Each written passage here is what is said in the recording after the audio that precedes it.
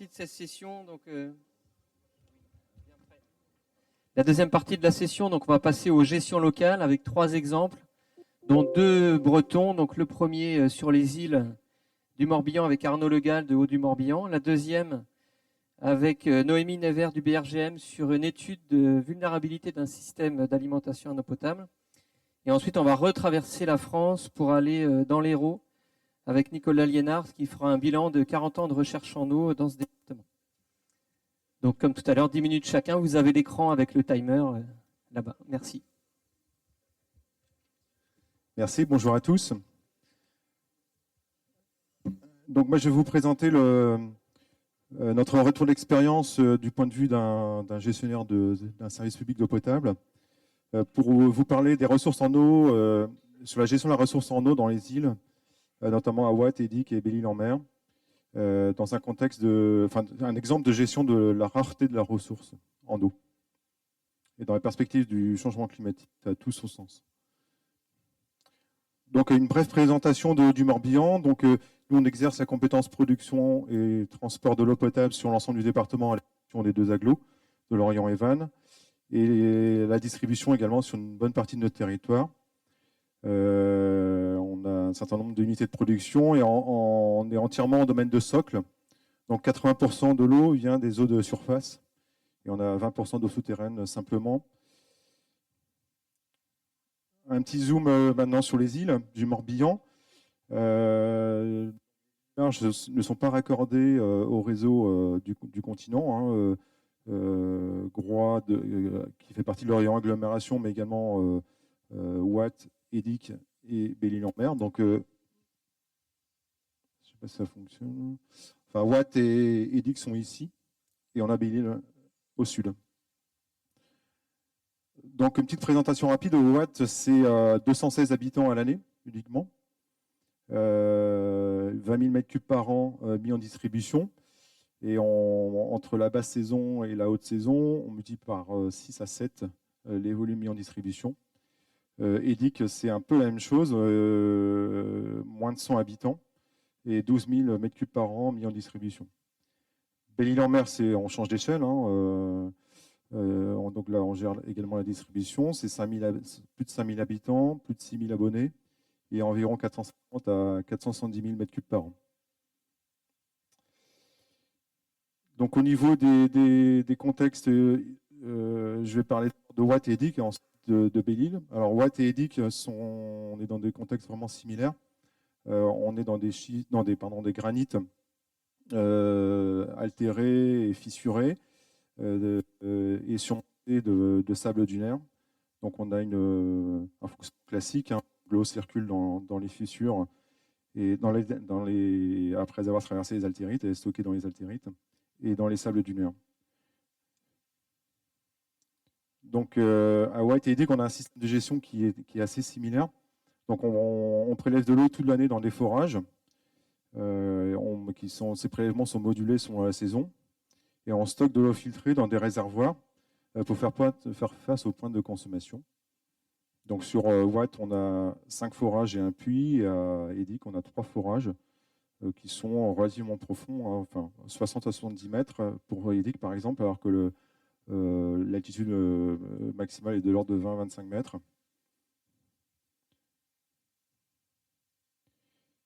Donc les stockages d'eau, les eaux brutes sont filtrées. On traite le fer et manganèse et on stocke cette eau filtrée dans des réservoirs fermés. Donc ces réservoirs sont très importants par rapport à la consommation, puisqu'on a 12 000 m3 de stock à Watt, ça représente à peu près 60% des besoins annuels, et 6 000 m3 à Edic. Et en fait, l'eau, après, elle est refoulée, elle est mise en distribution après une désinfection classique.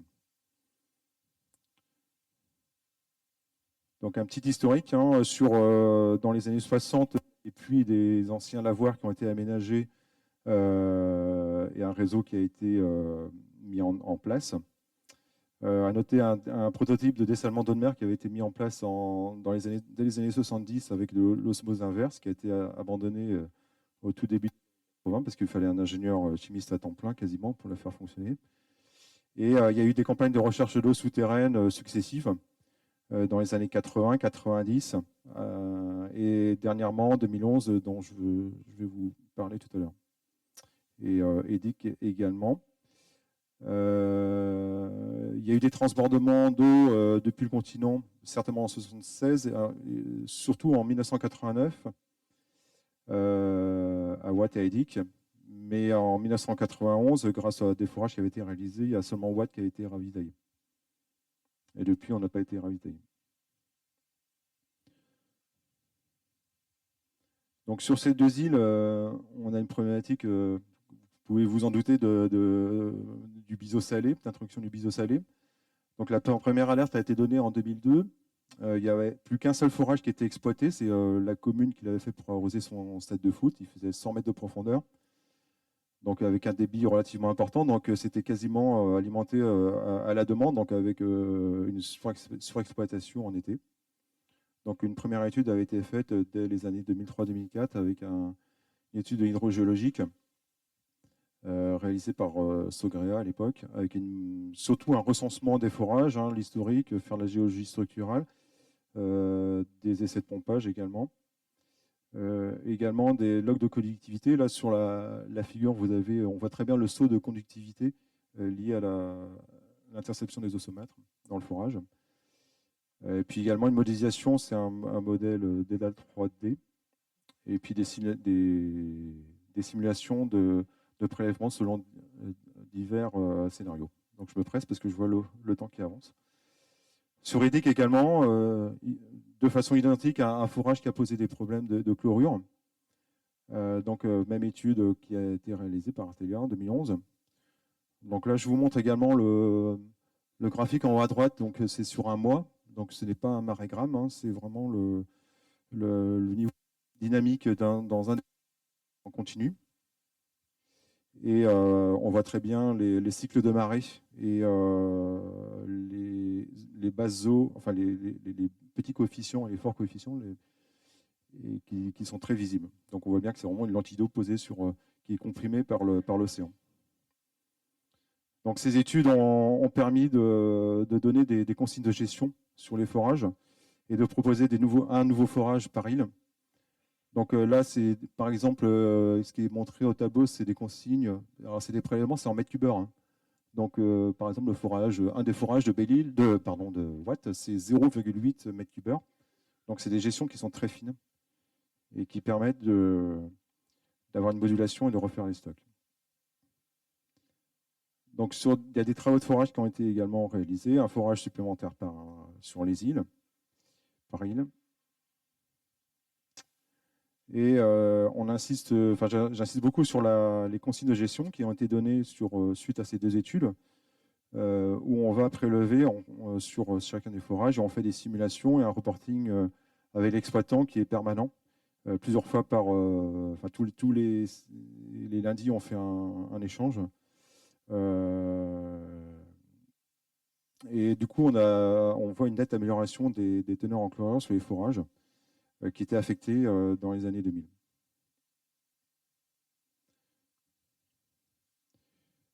Je vais vous parler maintenant de Belle-Île-en-Mer. Alors là, on n'est que sur des eaux de surface, je suis désolé, on est sur un colloque eau souterraine. Alors pourquoi je vous en parle? Déjà parce qu'on change d'échelle, on stocke 800 000 m3 d'eau par an dans les barrages. On est dans un contexte de terrain volcano-sédimentaire faiblement métamorphisé, donc avec très peu de fracturation et de fissuration, on n'a pas d'altérite. Donc tout circule en surface.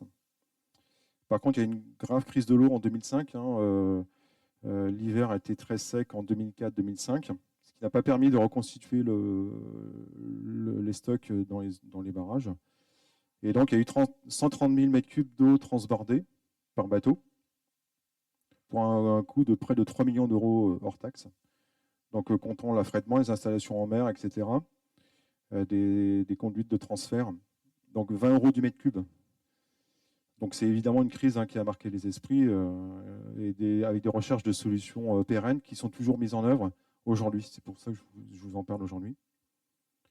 Donc immédiatement, il y a une baisse de la pression de service qui a permis de réduire de 20% des volumes introduits dans le réseau. 3 anciennes prises d'eau qui ont été remises également en service, enfin l'année, qui ont été utilisées du coup l'année suivante, parce qu'en été, l'eau ne coule pas dans les vallons, bien sûr. On a réalisé des campagnes de recherche d'eau souterraine également, en 2005 et 2006. On a fait 20 sondages de reconnaissance, la plupart étaient secs, mais de la poudre. Les fourreurs avaient du mal à remonter les terrains. Un seul forage, même pas 3 mètres cubeurs, donc qui a été vite en plus, enfin, il n'était pas pérenne. Et donc, du coup, il y a eu également la nouvelle construction de l'usine qui a été engagée, puisqu'on perdait 20% d'eau, 20-25% d'eau douce était perdue dans le port de Palais à cause du rendement très médiocre de l'installation. Également, une unité mobile de dessalement d'Audemer qui a tourné de 2006 à 2016. Mais c'était intéressant d'avoir un retour d'expérience parce que ça marche assez mal finalement avec des problèmes de température. Les rendements sont beaucoup plus faibles qu'annoncé. Et puis des problèmes également liés à la marée. Donc les solutions post-crise, c'était une conduite d'interconnexion avec le continent, mais avec un coût rédhibitoire, 31 millions d'euros hors taxe. Et en plus, il fallait amener de l'eau. Déjà à Quiberon, on a parfois du mal en été à satisfaire le besoin. Donc ça n'empêchait pas de toute façon de reconstruire la nouvelle usine. Donc une filière de dessalement, pourquoi pas adossée à cette nouvelle usine, mais on a eu une opposition locale et puis avec une peur d'une fuite en avant de l'urbanisation. Et en plus, avec le retour d'expérience des modules de dessalement, ce n'est pas forcément une très bonne idée. Et, même en unité mobile, ce n'était pas génial. Ouais. Donc des économies d'eau drastiques qui ont été mises en œuvre sur le réseau, notamment avec des opérations voilà, classiques sur le réseau, de la télérelève, de renouvellement de réseau. On a des rendements élevés, 92 à 94%. La nouvelle usine qui nous a permis d'économiser 100 000 m3 d'eau par an, d'eau douce. Et on a travaillé également sur la demande, notamment des campagnes de sensibilisation avec le CPE localement, et puis des campagnes, là, chaque goutte compte, dont vous voyez les stickers, là c'est des petits autocollants qu'on met un peu partout. Donc là, pour l'instant, la demande en eau est maîtrisée. On verra ce que nous dira l'avenir. Mais... Et on a également réalisé une étude hydrologique avec un modèle pluie débit pour essayer de regarder les scénarios d'optimisation et la création de nouvelles prises d'eau. Mais Belle-Île étant fortement, disons, réglementée par différentes réglementations, c'est extrêmement, voire impossible de créer des nouvelles infrastructures. Donc, le parti pris, ça a été d'optimiser les ressources locales en imposant des consignes de gestion à l'exploitant. Il faut qu'il continue à prélever dans les vallons au printemps pour maintenir les ressources pleines. Ça paraît extrêmement logique, mais ce n'est pas forcément ce qui était fait. Et puis, on voit sur les dernières années, donc la courbe verte, c'est 2004. La courbe s'effondrait assez rapidement. Et depuis ces dernières années, on peut faire quasiment 2 ans avec nos ressources. La courbe la plus basse, c'est 2005. Cependant, les années sèches ne sont pas les pires, puisque dans les années 40, on a eu des périodes de retour d'ordre de la centennale sèche. Donc là, c'est un peu plus compliqué, on va dire. Donc voilà, mon propos, c'était d'illustrer, vous montrer la gestion de l'eau sur les îles en espérant que ce soit un exemple à suivre sur le continent, parce que sur les îles, l'eau est rare. On a eu des crises qui nous rappellent la nécessité d'une gestion rigoureuse de la ressource. On fait un suivi extrêmement fin de l'exploitation, qui sont des éléments indispensables pour agir et gérer. Donc les chroniques historiques montrent déjà des sécheresses sévères, comme je disais tout à l'heure, au cours du XXe siècle. D'accord. donc voilà.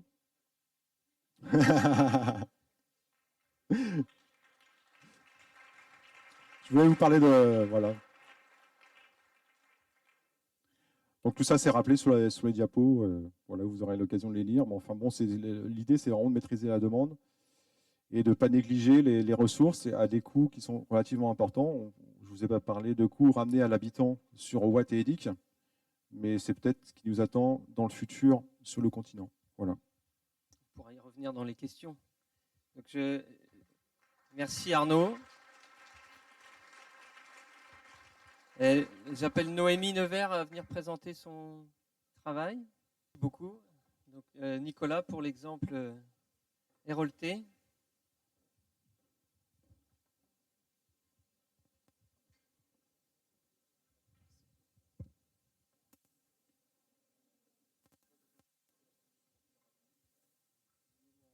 C'est bon. C'est bon, hein.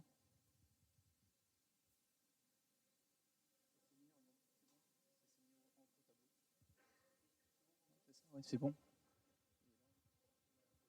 C'est bon, là. Bonjour. Oui, c'est bon, ça fonctionne.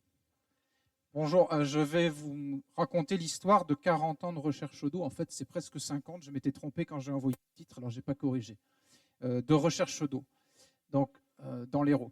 Alors, le département de l'Hérault, pour ceux qui n'y vont pas en vacances, on est au sud de la France, au bord de la Méditerranée. On va de la plage jusqu'à la montagne, 6100 km². Il y a 1,2 million d'habitants aujourd'hui, mais il y a 50 ans, il y en avait la moitié moins. Donc la population a été multipliée par 2, d'où la problématique de l'eau.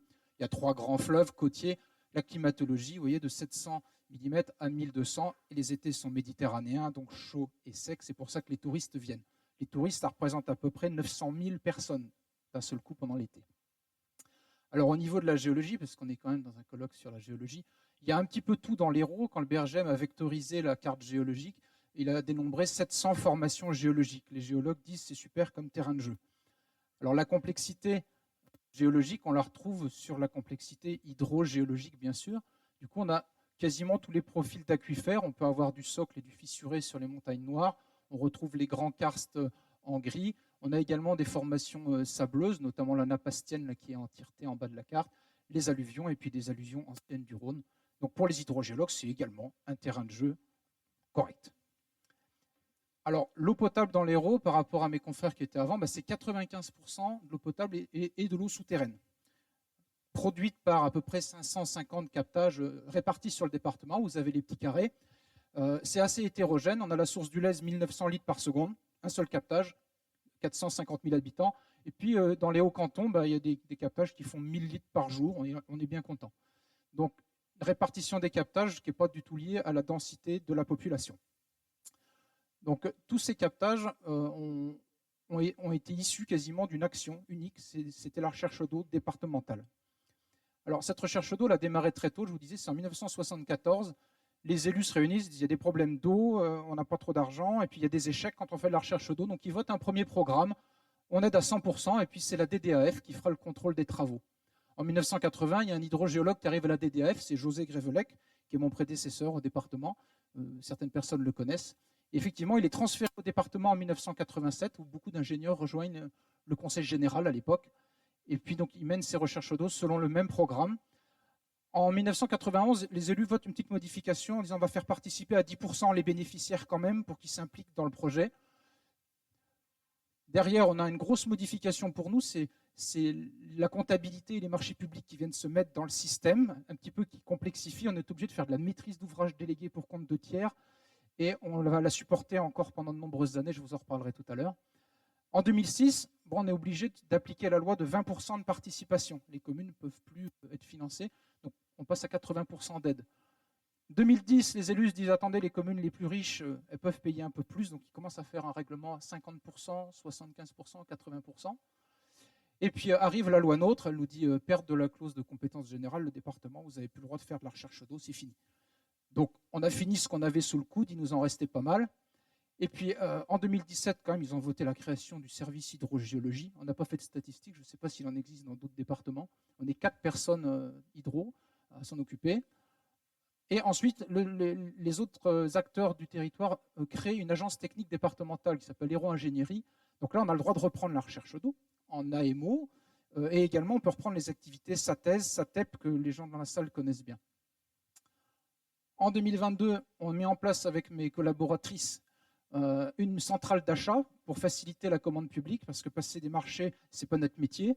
Donc, on va faciliter la commande publique. Et cette année, on est en train de travailler sur une subvention, parce qu'il faut bien prendre en charge les échecs de la recherche d'eau, donc pour de nouveau aider financièrement ces collectivités.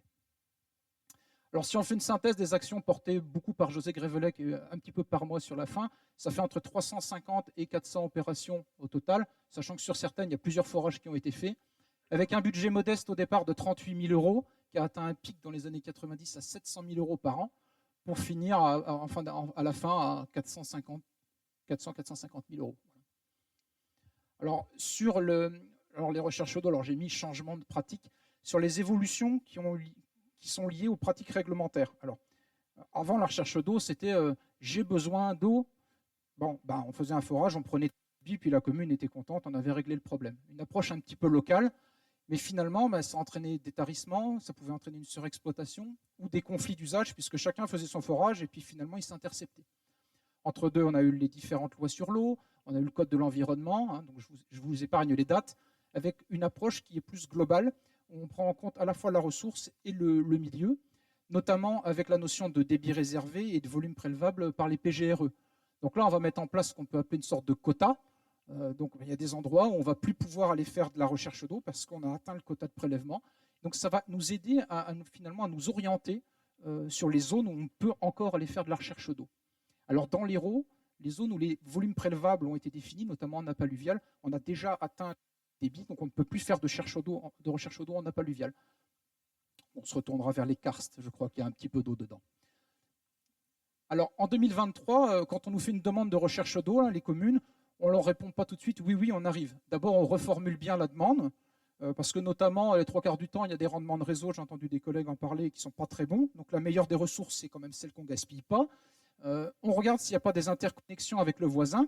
Alors ça, ce qui nous a aidé, c'est le transfert des compétences, parce qu'avant, chaque commune regardait son petit forage. Maintenant qu'elles font partie de la même communauté de communes, elles acceptent de se partager l'eau. Voilà. Et puis on regarde aussi le débit exploitable, parce que quelquefois on peut gagner quelques mètres cubeurs sur le forage actuel, et puis finalement au bout du compte ça permet de subvenir aux besoins. Alors quand on a fait cette analyse de prérequis, on lance une recherche d'eau. Sinon ces dernières années, ce qui se passe, c'est qu'on a plutôt des demandes de diagnostic sur les captages existants. Le forage produit moins, il a l'air abîmé, ou on fait de la réhabilitation, du déplacement d'ouvrages. On regarde si on peut augmenter le débit, comme je disais tout à l'heure, par rapport au débit exploitable. Et puis bien souvent, c'est quand même dommage en 2023 d'en arriver là, on met juste en place un suivi piézométrique qui n'est pas existant. Donc en fait, il navigue à vue, quoi. On ne sait pas si on aura de l'eau cet été. Ça va, j'ai l'air pas trop mal au niveau du temps. Alors, qu'est-ce qui motive aujourd'hui de faire encore des recherches d'eau dans l'Hérault au bout de 50 ans? On peut se poser la question. La première réponse de base, on l'a vu depuis tout à l'heure, on fait face à l'augmentation de la population, donc il faut toujours aller chercher de l'eau. Alors l'augmentation de la population, on la connaît, il y a les schémas directeurs d'eau potable, les SCOT, les PLU. Le département va lancer l'année prochaine un grand schéma départemental du petit cycle de l'eau, donc on va inclure à la fois les ressources, l'eau potable et l'assainissement pour faire la grande boucle. On a également des recherches d'eau pour faire de la mutualisation. Un petit peu en lien avec ce que je disais sur les transferts de compétences, les communautés de communes nous disent ce serait bien de me faire un forage dans un secteur pour le mutualiser sur plusieurs hameaux ou plusieurs communes. Donc là, on fait une nouvelle recherche d'eau pour mutualiser par rapport à des captages. Alors, on a aussi de la démultiplication. Alors, je vais expliquer un peu ce que j'entends par là. C'est que souvent, on avait la culture du forage unique ou du puits unique. Alors, on en fait un seul et puis on pompe à fond 400 mètres cubeurs. La nappe d'eau, elle n'aime pas trop ça quand même. Peut-être qu'on peut faire 4 forages qui vont capter 100 mètres cubeurs. On va pouvoir répartir l'impact du prélèvement sur cette ressource. Ou également, on peut faire 2 ouvrages sur 2 ressources différentes de manière à la fois à diversifier et à permettre d'augmenter les prélèvements. Puis la dernière motivation, c'est bien sûr s'adapter au changement climatique. Donc, on a un petit peu moins de recharge, on le voit depuis 3 ans sur notre secteur. Donc les niveaux sont plus bas. Et forcément, il y a moins d'eau, donc pour y remédier, on fait une recherche d'eau. Alors, je l'avais mis un petit peu déjà en ouverture. On pourrait se poser la question de la performance des aquifères, parce qu'aujourd'hui, on connaît leur potentiel par rapport au débit exploitable. Mais demain, avec un nouveau climat, est-ce qu'on va pouvoir continuer de prélever le même débit sur chaque ouvrage? Alors, je ne suis pas sûr. Du coup, je pense que là, on aura des demandes de recherche d'eau pour compléter ces ouvrages qui seront plus productifs. Alors pour conclure, alors est-ce qu'on peut tirer des leçons d'une histoire? Je ne sais pas. 50 ans, alors j'ai préparé un petit peu le PowerPoint avec José, mon prédécesseur. Ce qu'on peut dire, c'est que la recherche d'eau, ça permet de capitaliser des connaissances. Alors ça, c'est indispensable. Ça nous permet de comprendre ce qui se passe dans le département sur tous les aquifères, et encore, on n'a pas tout exploré. Ça nous permet d'orienter aussi les recherches d'eau. Il y a certaines formations géologiques, on sait qu'on est en échec quasiment systématique dedans, on ne va peut-être pas insister, ou sur d'autres, on va y aller.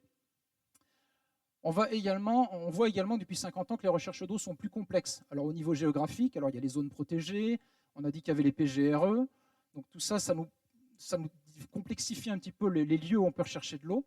Au niveau juridique, alors bon, il y a tout ce qui est réglementation environnementale, puis c'est un peu plus compliqué au niveau des marchés publics, la commande publique, ces choses-là qui viennent alourdir. Et puis au niveau technique, c'est plus compliqué, on fait des forages plus profonds, on utilise différentes techniques. Pour prospecter aussi, avec de la géophysique, on entendait parler de sismique. Tout ça, c'est plus complexe. Et ce qui est plus complexe est plus coûteux. Donc les études sont plus difficiles sur des secteurs peut-être encore inconnus. Donc les prestations d'études représentent un coût, d'où la nécessité peut-être de voter un nouveau programme de subvention. Et la recherche d'eau, enfin, demande du temps. Peut-être que c'est ça qu'il faut retenir le plus. Entre 5 et 10 ans. Voilà. Donc c'est ce qu'on retient chez nous. Les recherches d'eau qui ont été faites, elles ont pris entre 5 et 10 ans pour que le robinet soit ouvert. Voilà, une des premières recherches d'eau que j'ai faites quand je suis arrivé il y a 15 ans, elle va être mise en service maintenant. Ça fait réfléchir. Le temps, il permet aussi d'assumer l'échec, quand on a un petit peu quelques échecs sur la période. Et puis, il permet de se laisser le temps de comprendre comment fonctionne la ressource avant d'être exploitée. Alors, quand on a fini une recherche d'eau, quelque chose qui me semblerait nécessaire, c'est un après-recherche d'eau. C'est un suivi quantitatif de la ressource, avec une bancarisation sur les bases nationales. Si on les surveille, on peut comprendre ce qui se passe, notamment par rapport à l'exploitation de la ressource, mais également par rapport au changement climatique. Du coup, on va s'adapter, on va maintenir cette surveillance et on va s'adapter en permanence au climat. Voilà. Et puis, un tout petit mot pour vraiment faire une ouverture, c'est que l'exploitation durable des ressources de demain, elle se prépare dès aujourd'hui, il ne faut pas attendre. Merci beaucoup.